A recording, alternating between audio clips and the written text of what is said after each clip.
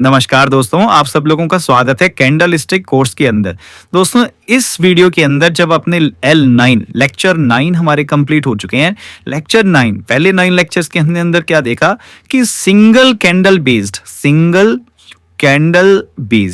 तो single candle based जितने patterns थे, इंपॉर्टेंट पैटर्न, ऐसे और भी पैटर्न हो सकते हैं, बट जो इंपॉर्टेंट पैटर्न थे वो हमने सारे के सारे डिस्कस जो है पहले 9 लेक्चर्स के अंदर हमने डिस्कस कर लिए हैं। आइए इस वीडियोस के अंदर अब जो हम स्टार्ट कर रहे हैं, इसके अंदर हम देखें डबल कैंडल बेस्ड है ना, जिनके अंदर 2 कैंडल स्टिक है। उन 2 कैंडल स्टिक से मिलकर कौन कौन से पैटर्न बनते हैं। सो इस वीडियो के अंदर पर्टिकुलरली L10 के अंदर हम डिस्कस करेंगे 2 पैटर्न। कौन कौन से पैटर्न? एक पैटर्न हम करेंगे डिस्कस बुलिश इनगल्फिंग पैटर्न। दूसरा हम क्या डिस्कस करेंगे? तो दूसरा हम डिस्कस करेंगे बियरिश इनगल्फिंग पैटर्न। क्या होते हैं ये बुलिश इनगल्फिंग और बियरिश इनगल्फिंग पैटर्न? क्या होते हैं? Let's understand. पहले हम समझते हैं, let's say bullish engulfing pattern. So bullish engulfing pattern क्या होता है?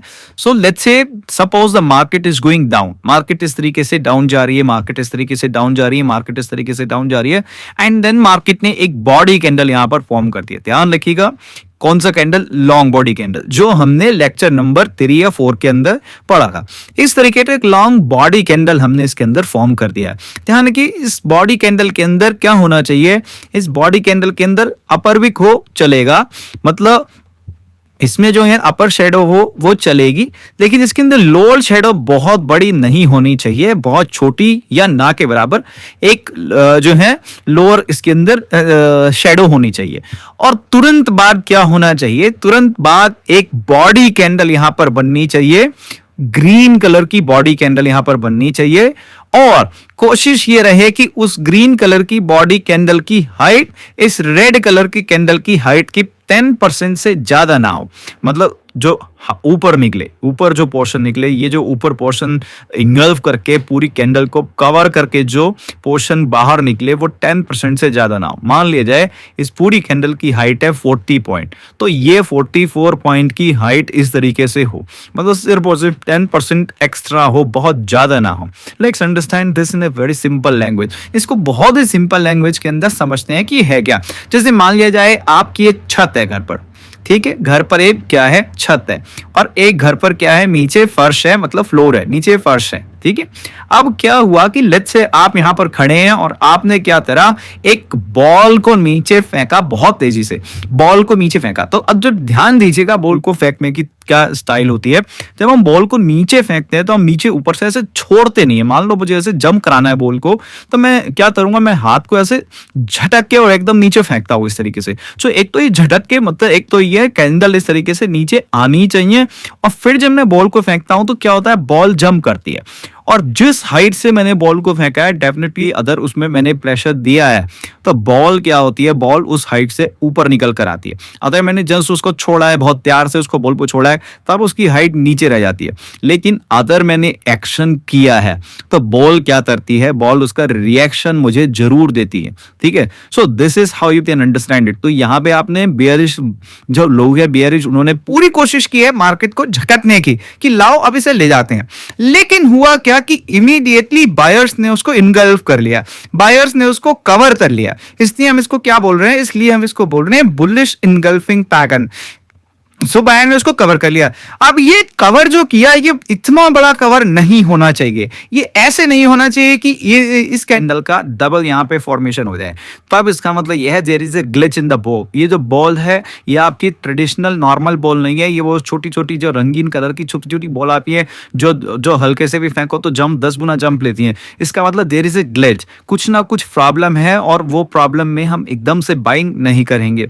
सो ये ध्यान रखिएगा, पैटर्न के अंदर जो ग्रीन या बुलिश कैंडल बनेगी वो बेयरिश कैंडल के 10% अपर बननी चाहिए, और there has to be a continuous down trend in the market. ये नहीं कि मार्केट के अंदर इस तरीके से पोस्ट चल रहा है और यहाँ एक रेड कैंडल बनी और यहाँ पर एक ग्रीन कैंडल, इस तरीके से ये ग्रीन फॉर्म हो गई, ये रेड फॉर्म हो गई, और हमने मान लिया it's bullish engulfing pattern. No, हम ऐसे नहीं मानेंगे। देयर हैज टू बी, जैसे हम बॉल को झटकते समय, ध्यान रखिएगा, बार बार आपको समझा रहा हूँ, बॉल को झटकते समय हम कुछ दूरी तक हाथ अपना नीचे लाते हैं और फिर हम बॉल को झटकते हैं। आप एक्सपेरिमेंट हैं तो देख लीजिए, हम बॉल को नॉर्मली जो झटकते नीचे जंप कराना चाहते हैं, मान लो हम खेल रहे हैं और जंप कराना चाहते हैं, सो हम बॉल को हाथ के साथ थोड़ा नीचे, हाथ को नीचे लेकर आते हैं एंड देन हम क्या करते हैं, बॉल को छोड़ते हैं। तो ये जो हाथ नीचे लेके आ रहे हैं, so this is this, and जब बॉल को झटका है सो दिस, और जब बॉल ने रिप्लाई मारा है सो दिस। सो ये एक तरीके से जंपिंग पैटर्न भी हम इसको कह सकते हैं कि सर ये एक तरीके का जंपिंग पैटर्न है। यहाँ पर जंप बॉल जो है, बॉल जंपिंग पैटर्न, तो यहाँ पर बॉल जो है वो एक जंप ले रही है। आइए डिस्कस करते हैं इसी वीडियो के अंदर कि बियरिश इनगल्फिंग पैटर्न क्या होता है।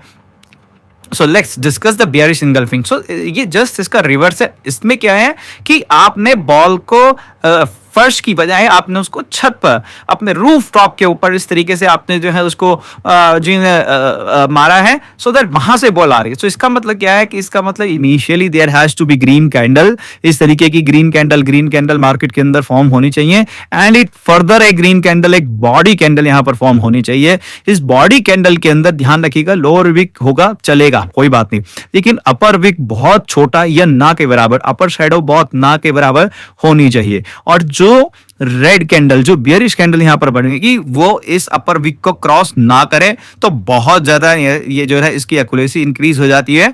ये बहुत ज्यादा इसको क्रॉस ना करे, और नीचे की ओर भी ये बहुत ज्यादा क्रॉस ना करे। नीचे की ओर ये सिर्फ और सिर्फ 10% मोर हो, मतलब अगर आपकी ग्रीन कैंडल की टोटल हाइट जो है वो लेट्स से 60 पॉइंट है, सो दिस पॉइंट, ये जो पॉइंट आए हैं नीचे के, ये सिर्फ और सिर्फ 6 पॉइंट नीचे मार्केट में आना चाहिए। ये जितनी ज्यादा आएगी उतनी इस पैटर्न की एक्यूरेसी कम होती चली जाती है। कहां पर ट्रेड लेनी चाहिए, किस तरीके से ट्रेड लेनी चाहिए, आने वाले वीडियोस के अंदर मैं क्लियर करूंगा। मैं वीडियो की लेंथ को बढ़ाना नहीं चाहता। So these were two bullish engulfing and bearish engulfing pattern. ये दो बियरिश इनगल्फिंग और बुलिश इनगल्फिंग पैटर्न है। बुलिश इनगल्फिंग नॉर्मली हम डाउन ट्रेंड के अंदर टॉप बॉटम पर देखते हैं, बियरिश इनगल्फिंग नॉर्मली हम अप ट्रेंड में टॉप पर देखते हैं। So these are the bullish engulfing and bearish engulfing pattern. एक और बात मैं आपको बताना चाहता हूं कि अगर जब भी आप सिंगल कैंडल या डबल कैंडल, ऐसे कैंडल के पैटर्न पर आप ट्रेड ले रहे हैं और अगर वो किसी रेजिस्टेंस, मतलब डे के चार्ट पर रेजिस्टेंस नहीं है, मान लीजिए आपने एक कैंडल देखी और मान लीजिए एक इस तरीके की डोजी एल क्यूब कैंडल मान लीजिए आपको यहाँ पे कहीं नीचे इस तरीके से लटकती हुई कैंडल दिख गई, जो हमने डिस्कस किया है किसी एक वीडियो के अंदर। अब ये जो मान लीजिए ये सपोर्ट लेकर आई है, ये मान लीजिए किसी भी डे के पीछे आपने इसको डालकर देखा तो ये कहीं पर भी आपको दिख नहीं रही है, मतलब ये अचानक आज के इंट्राडे का पैटर्न है। लेट्स से ये आज के इंट्राडे का पैटर्न है, तो आप बहुत ज्यादा नहीं, आपने इस कैंडल का स्टॉप लॉस लगाया, आप इसका 4 गुना, लेट्स से ये कैंडल की हाइट है 15, तो आप मैक्सिमम 60 पॉइंट का क्या कर सकते हैं, यहाँ पर एक आप जो है एक मूव एक्सपेक्ट कर सकते हैं। लेकिन अगर ये किसी इंट्राडे का सपोर्ट है तो फिर आप डे के हिसाब से आप ये देख सकते हैं कि मार्केट कितना नीचे आ रही थी और अब ये इसने इंट्राडे के ऊपर सपोर्ट लिया है, तब आप डे के हिसाब से इस पर डिसीजन ले सकते हैं और उस दिन आप थोड़े ज्यादा टारगेट के लिए भी पहुंच सकते हैं। पर ऐसे दिन बहुत कम आएंगे, इंट्राडे में ऐसे मूव बहुत बार आएंगे जो आपको ऐसी कैंडल के बाद 1:3, 1:4 की ट्रेड दे सकते हैं। सो थैंक यू दोस्तों, अगर वीडियो अच्छा लगा please hit the like button and subscribe the channel, और जब 5 के लाइक हो जाते हैं तब मैं आपको नेक्स्ट वीडियोस चैनल के ऊपर जो कोर्स का ये वीडियो है ये मैं तब देता हूं। सो थैंक यू दोस्तों, वीडियो अच्छा लगा please hit the like button and subscribe the channel. Thank you very much.